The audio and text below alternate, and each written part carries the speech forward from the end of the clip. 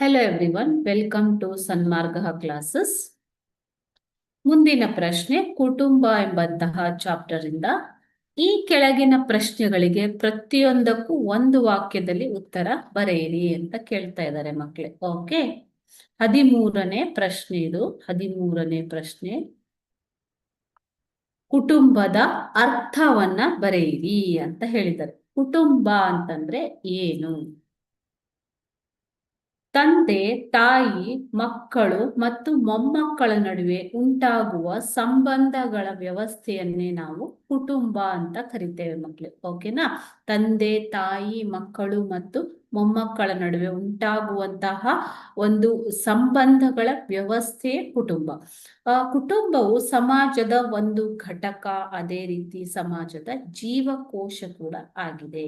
ಒಂದು ಮಗು ಏನನ್ನಾದ್ರೂ ಕಲಿಯತ್ತೆ ಅಂತಂದ್ರೆ ಅದರ ಸಾಮಾಜಿಕ ವರ್ತನೆಯ ಮೇಲೆ ಕುಟುಂಬದ ಒಂದು ಕುಟುಂಬದ ಒಂದು ನಡತೆ, ಕುಟುಂಬದ ಸಾಮಾಜಿಕ ರೀತಿಯು ಕೂಡ ಪ್ರಭಾವ ಬೀರತ್ತೆ. ಕುಟುಂಬದ ವರ್ತನೆ ಪ್ರಭಾವ ಬೀರತ್ತೆ. ಓಕೆನಾ?